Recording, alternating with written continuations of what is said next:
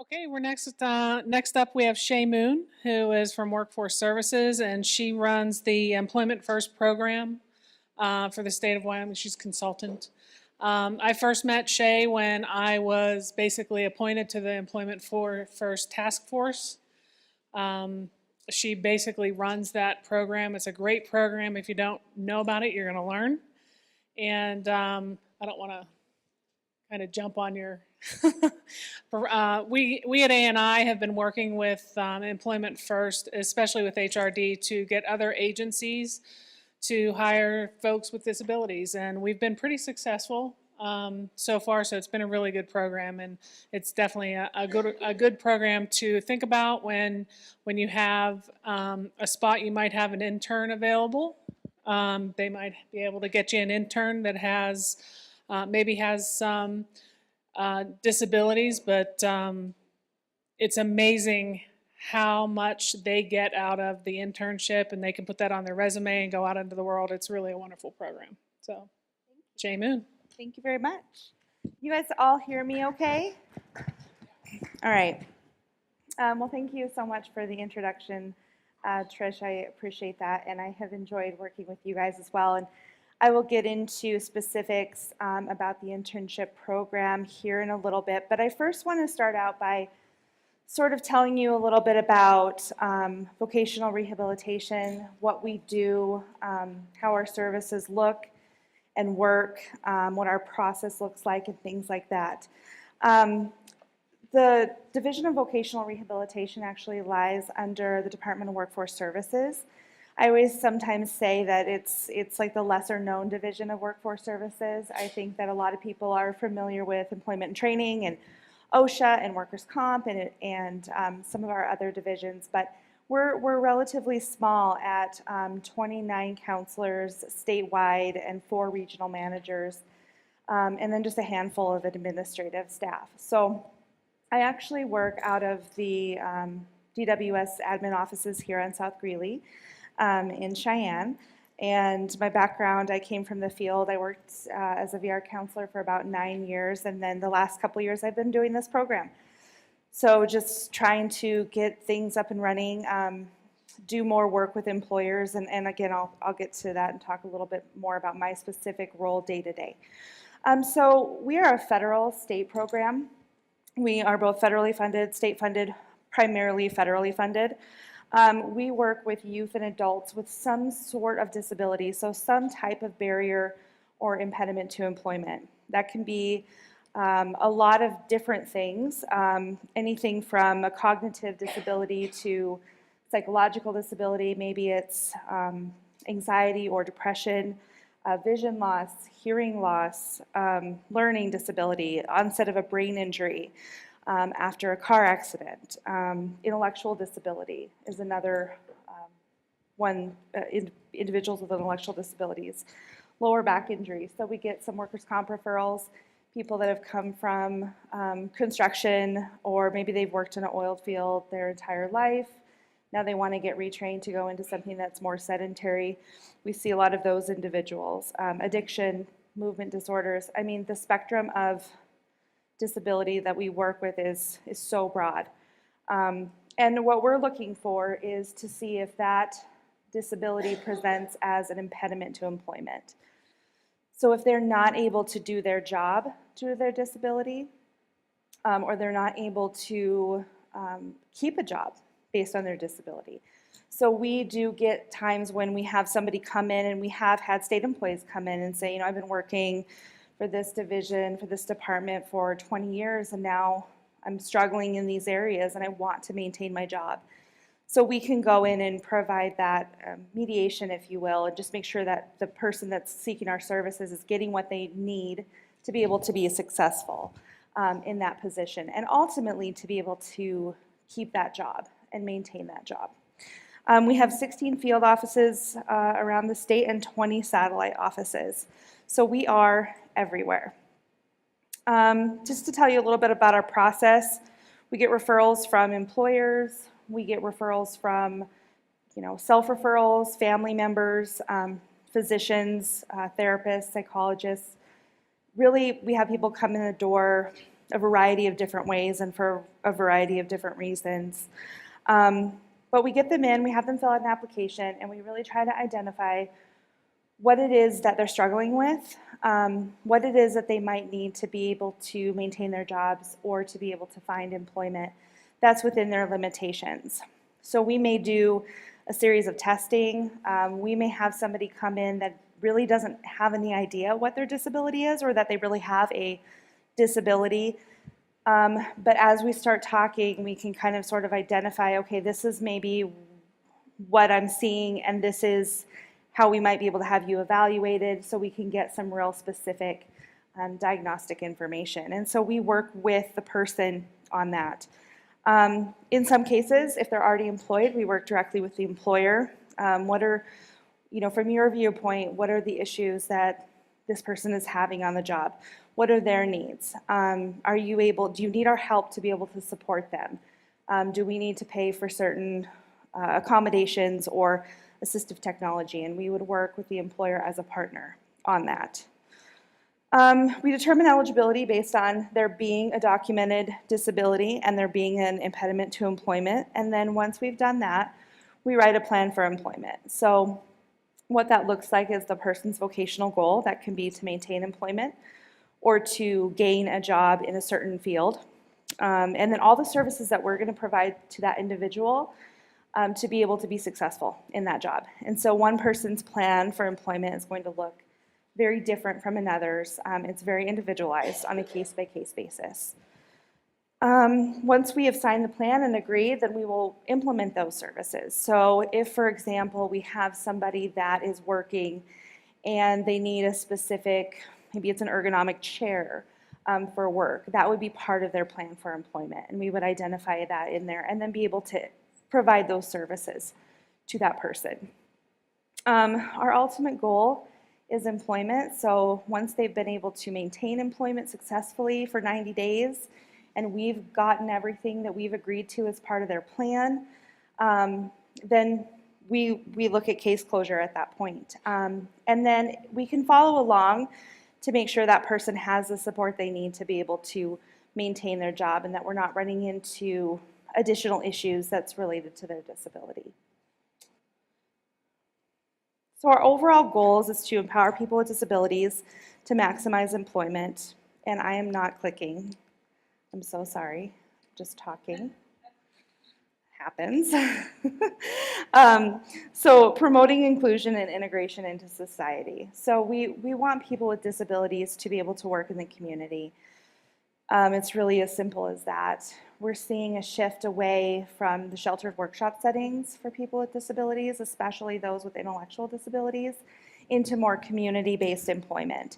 And that's always our ultimate goal when we're trying to help people become self-sufficient, and when we're looking at where would be a good placement for you, where do you want to work. We're looking at those types of positions where people can work alongside people that don't necessarily have a disability.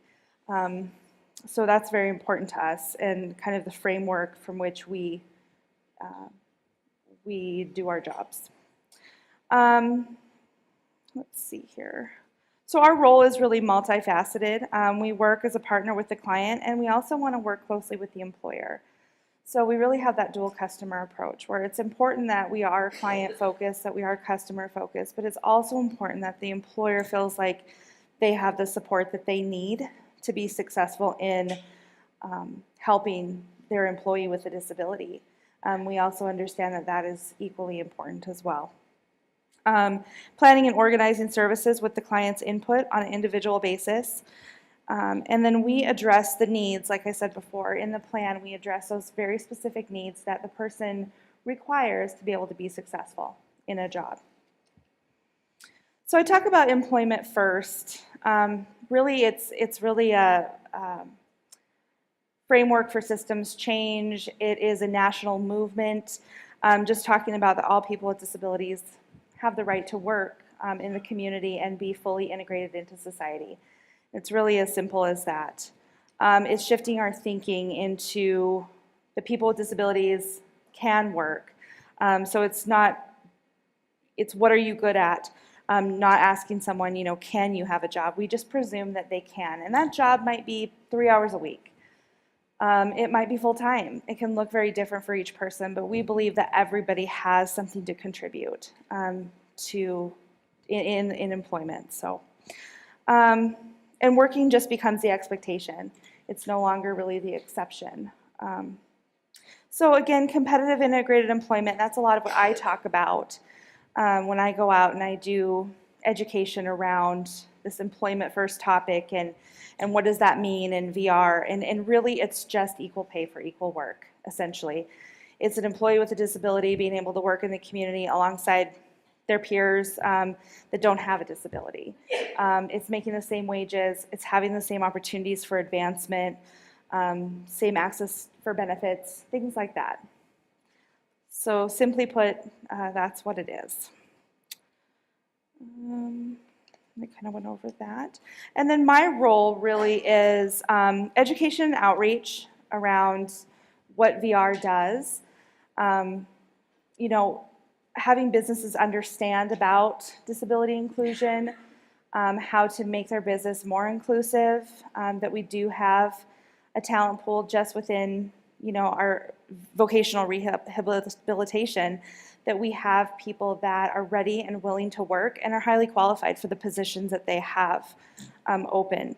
So I talk a lot about what does employment first mean, and inclusion and disclosing disability, benefits to hiring people with disabilities, ADA, give resources, things like that, accommodation information. We have a lot of good resources out there, and sometimes employers really aren't aware maybe where to look for that. And so we can kind of help to guide them in the right direction to get that information. I try to develop relationships with employers statewide. That includes working with chambers of commerce and human resource groups around the state, and then just community employers and businesses in each of our communities. We would love to develop training that's very specific to what a business needs. So the business might say, we have somebody with this type of disability, and maybe our other employees are unsure of what that looks like, unsure of what their capabilities are, unsure of maybe how to interact with them. They don't want to be offensive towards them, but they just need to be more informed. And so maybe we can tailor some training just to that. Or a specific disability that we can offer some information and training about specific accommodations and some different ideas about some accommodations that might be effective. So just training based on what the employer needs. And then just learning more about our businesses. If we better understand our businesses and what people do, we can better match our customers, our job seekers in those positions. We can make sure that when we are providing training, we are doing that in a way that is going to help them to actually gain that employment, that they're going to be qualified and that they're going to be prepared to go into that type of work. So it's getting out there, it's learning about what businesses do, what employers do, and just seeing the different types of positions and learning about what that's going to require so that we can better inform our job seekers that we're working with. Okay. Training and education, I talked a little bit about that to staff or hiring managers. Worksite evaluations, maybe you have a employee with a disability and there's a task that we may need to come in and have someone do a task analysis or a worksite evaluation. Maybe it's an ergonomic specialist that comes in and does that evaluation and provides a report that's very specific about what those needs are. And then we can work with you as the manager, as the person in HR, however that looks, to be able to make sure that person has what they need to be successful.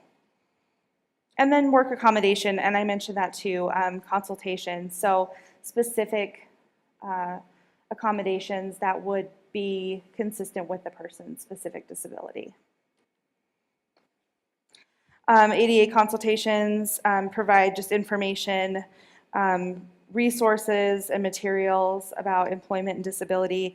And then one of the things, and this ties into the internship experience that we've been working on, is wages to work experiences. So basically, what that means is we actually will pay the wage for the employee for a set amount of time. So that may be 2 weeks, it could be up to 3 months. It could even be a shadow experience. We have done that before, but that is a way that the employer can feel a little more confident in maybe bringing that person on. They have the opportunity then to sort of demonstrate what they're able to do, demonstrate their skills and abilities, and for the employer to make sure that's a good fit. Now, we can do some different things. One way we will do that is almost like a trial, and then the intent is if the person does well, then they would be hired. But for the purposes of these internships or these work experiences that Tricia mentioned, we are looking at just temporary placements. So what we're trying to do, and this kind of brings me to the next slide, and what we have been doing is working in partnership with HRD to facilitate these placements throughout the state. We have had 2 successful placements so far, one with Laramie DFS and one with Cheyenne ETS. What we're looking for is we're basically, we have a client or a job seeker, for example, that has maybe gone through training. So maybe they've done a certification, a computer certification, maybe they've done an office specialist certification, and we're looking to match them somewhere in the state where they can continue to gain experience and kind of hone their skills, and just have an opportunity to learn more about the job. So it can look very different. And it's really sort of based specifically on what that job seeker, what that client is interested in doing and where their training lies. So it's really just started with a conversation with a manager, with an HR person, and just said, you know, this person is interested in this type of work. We think you might have something that would be a good fit within that. Can we just talk more about what that would look like? And it's led to a couple of good placements, and we're hoping to continue to do more of that. So I guess what I would ask, I have some sheets at the end of the presentation, just a little form if you're interested in filling that out. The form is actually geared towards more community-based employers, but just put your information in there, and if you're interested in having the conversation with us about a possible internship, whether that's soon or whether that's in the future or whether you're just not sure, you can put your information in there and I can always reach out to you and we can just have the conversation and just open those doors to see if there would be potential. And we may not have somebody that's a good fit, and I think that's important to mention as well, because we don't want to just put anyone into an internship. I think it's important that they have maybe an informal interview and you be able to understand what it is that they're looking for and to make sure that it's really going to be something that's going to be a positive experience for the employer and the job seeker as well. So that is a little bit about the state internship program, and that's pretty much all I have today. Does anyone have any questions about the internship program specifically, or what that looks like, or just about VR and in any capacity at all? Okay. Well, thank you. I maybe didn't take up as much time. Right, really quick, when you say you do ADA accommodation assistance, is that just for clients that are assigned to DVR, or is that for any issue that we might be having, like with an employee and maybe we're struggling with accommodations? It could be, you know what, honestly, it could be either. Like that consultation wouldn't have to, you wouldn't have to necessarily have the person already be working with VR. And if we didn't have the information, if we didn't have the resources or I wasn't the right person for you to talk to, I would just make sure to get you to the right person. Yeah. Or qualify, right? Yes, in order to provide the services. So for example, you may have a person with what you feel could be a disability, but then we start working with them and we assess that they don't qualify. You know, we can still try to help that person if we can, but we just can't provide paid services unless they are actually a client of Voc Rehab.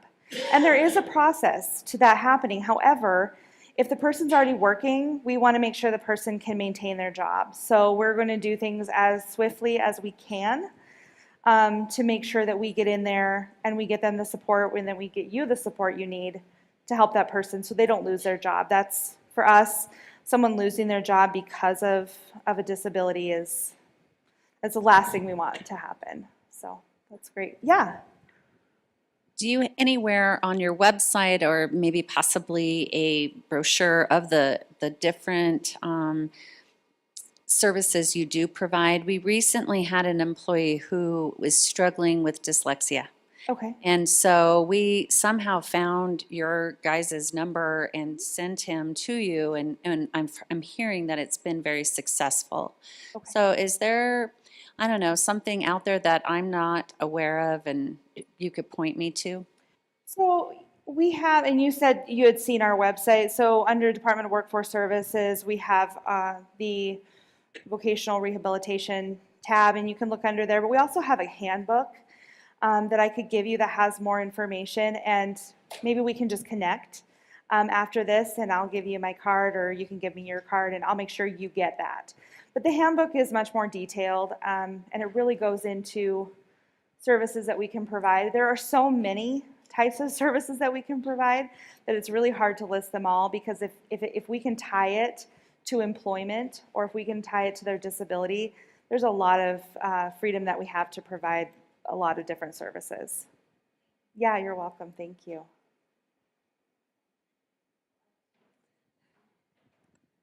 We are from Lander, and we've actually worked quite a lot with this program over the last, well, I've been with the state for 33 years. Awesome. And we've used it for workers' comp, for employees who can't come back Yeah. to the type of work that and that's been very successful for those employees. We've used it for the individuals that live at our facility. We're a 24/7 care facility for people with intellectual disabilities, to help them get out into the communities and back out to their different communities around the state. And we've also been a site for the program to use, to have people come and work for us to get work experience and things. Oh, that's so great to So it's hear. been a great program, and we've partnered up with you guys a lot. And I would just recommend that if anybody could do that, it's quite successful on all levels for us. Oh, that makes me so happy. Thank you for sharing that. I appreciate it. That would be our ultimate goal, is that we really want the state to be a model employer for people with disabilities, and we really want these internships. You know, we want to be able to say that we can do this within our own state government. Other states are doing it, and they're doing a really great job. And so we'd really like to see that program expanded and partner with as many agencies or divisions as we can. So, thank you. Thanks, guys.